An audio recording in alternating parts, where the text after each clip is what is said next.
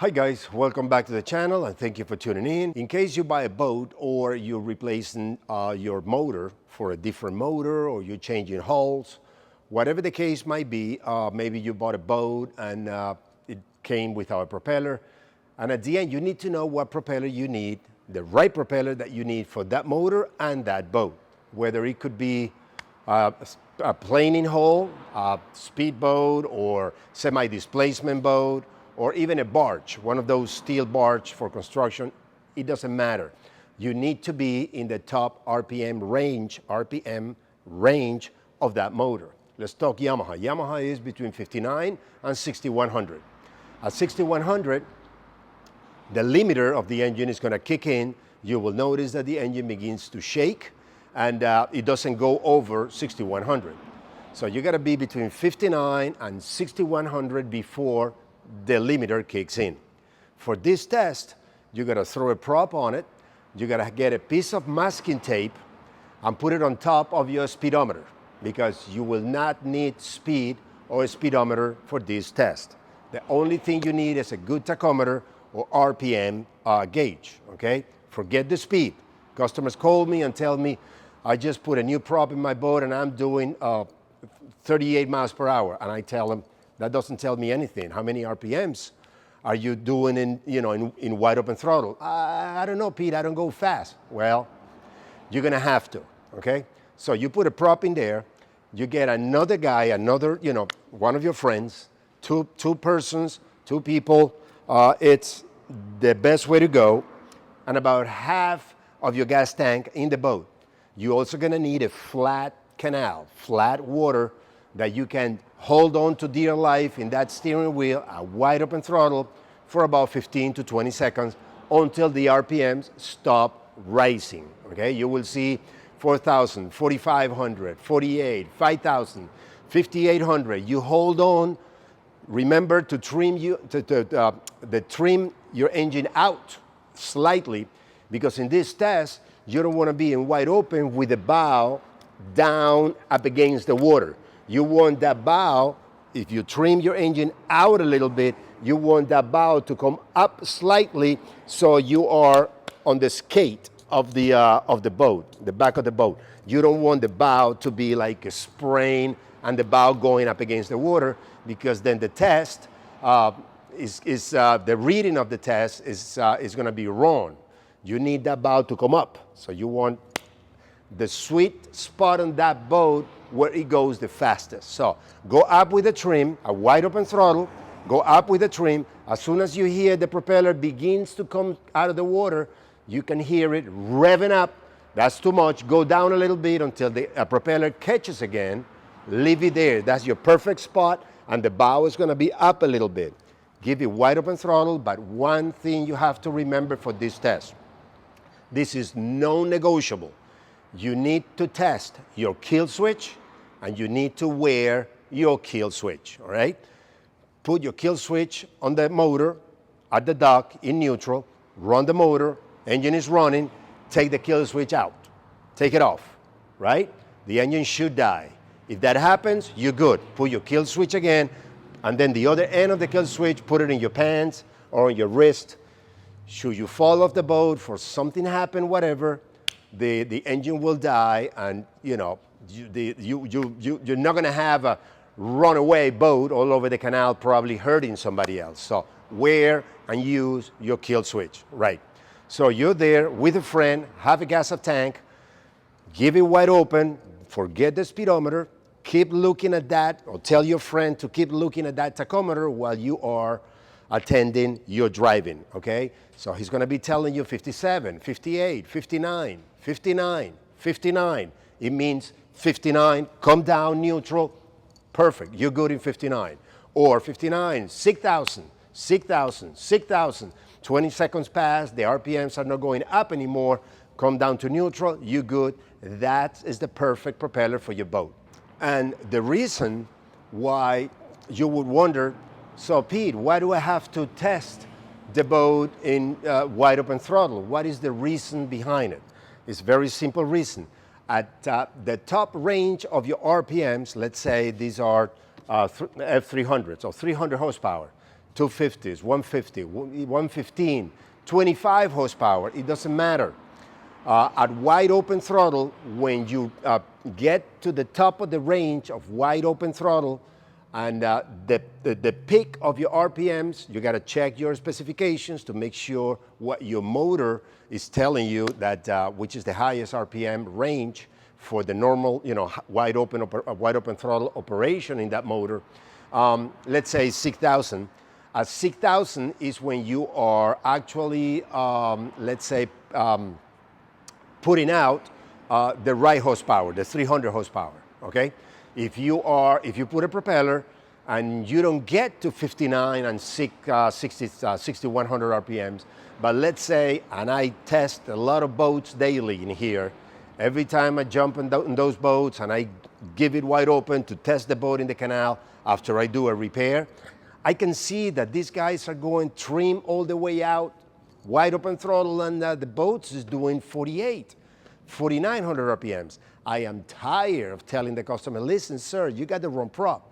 You actually not only hurting your motor because your motor is struggling to push your boat.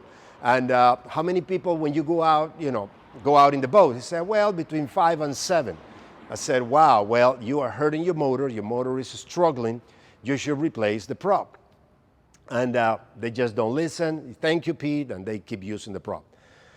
Also, let's try to the example of a barge, a steel barge, or a heavy boat, let's say, and you got a 300, okay, any motor. We know that in these Yamaha motors is between 59 and 6,100.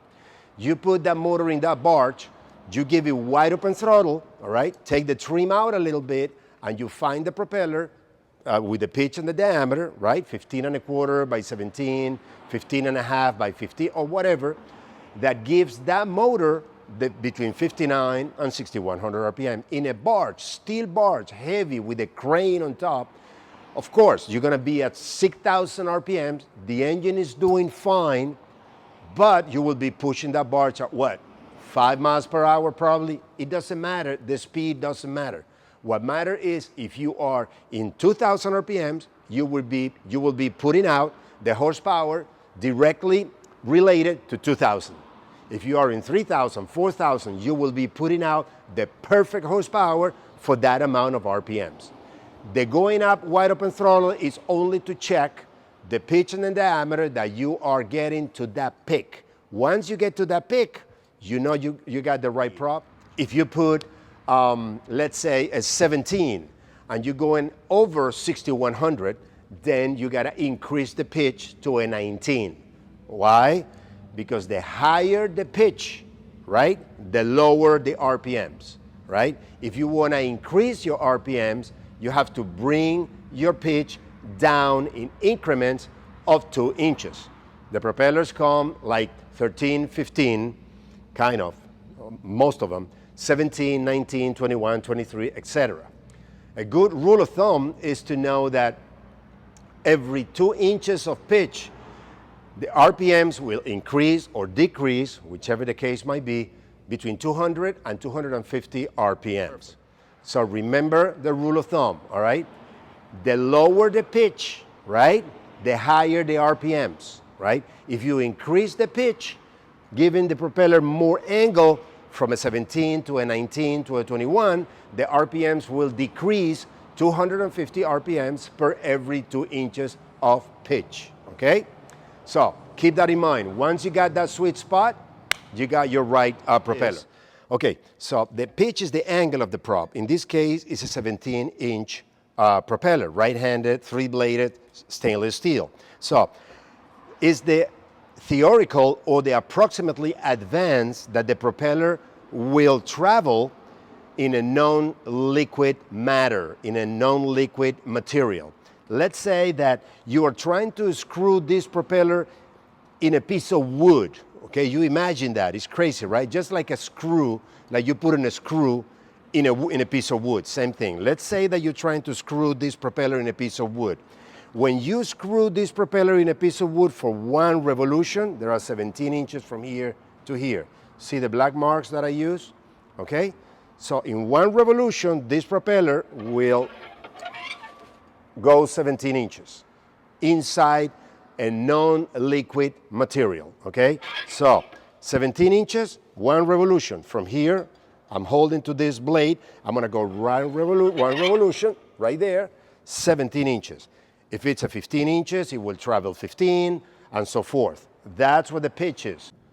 Okay, so in every outboard, the exhaust, just like in your car, that you have the exhaust pipe in the back, the exhaust on the motors is through the center of the prop. Exhaust comes out of here. If you're flushing your motor and you put your hand close, you'll see how hot that gets, right? Okay, so that's the hub of the prop, or where the exhaust comes out of, all right? Then this is the angle. See that bend in each one of the blades? That's your pitch right there. The more that is bent, the more inches of pitch that you have. And remember, the lower the pitch, the higher the RPMs. The higher the pitch, the lower the RPMs, okay? The center rubber on your propeller is called the rubber hub, okay? If you hit something or something happened, it will slip on it a little bit, so you will not damage either your prop or your transmission. But it's vulcanized, so it's pretty hard for it to slip. It's called the rubber hub. It's inside the center of the prop, okay? So on the blades, this is a right-handed propeller. The edge of the blade that attacks the water first is called the leading edge. The edge that follows the leading edge is called the trailing edge, okay? This is the blade surface, and at the end, if you put your finger, and at the end, right getting to your trailing edge. If you see this little bent like that at the end, it's because the propeller is cupped. Means it's got a little bit more pitch than usual, but that's already factored in your pitch when they tell you 17. They should tell you it's a 15 1/4 by 17 cup, okay? That little bend right there, all right?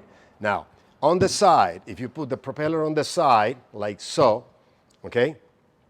This angle, you see that angle right there? I hope I'm focusing the camera. I hope so. You see that angle that is angle to the back? See this angle? That is called the rake of the propeller. If it's going away from the boat, it's called positive rake. If it's straight, it's zero or neutral rake. And if it's towards the boat, it's negative rake. All right, something else I wanted to show you in the propeller. An important part is the diameter, right? When you're telling somebody that you need a prop, there is no right way in saying it. You can say I need 17 pitch and 15 1/2 diameter, but the usual way in the industry, it's the diameter first and the pitch after. So you go, I need a 3-bladed propeller, stainless, 15 1/2 by 17. That's the way that, the industry is used to hear when you're gonna order a prop, okay? So the diameter, you already know what the pitch is, you know what the rake, right? The tip of the prop, leading edge, trailing edge. Also, the diameter is the measurement or the dimension from the tip of the blade to the center of the prop times 2, all right? In this case, you go from here, it's about, I would say, give or take, it's 6 1/4, this one. Right? Let me say it, 6 1/4. So this will be a 12 1/2 by 17. Let me see if this is it. We're pretty close. It doesn't have the diameter. It only has the, oh, right here. Perfect. All right, I missed it by 1/2 inch. Look at that. 13 by 17. Got it? So from the tip of the prop to the center of the prop times 2. That's your diameter. Okay, guys, well, there you have it. I hope that you could take some information, good information about this with this video. And next time you are about to play with your propellers, you know what to do. Check my website. I'm going to put it right here. And if you think that my videos help you in any way and you approve of them, please think about subscribing. It really helps. And I'll see you in the next video. Take care.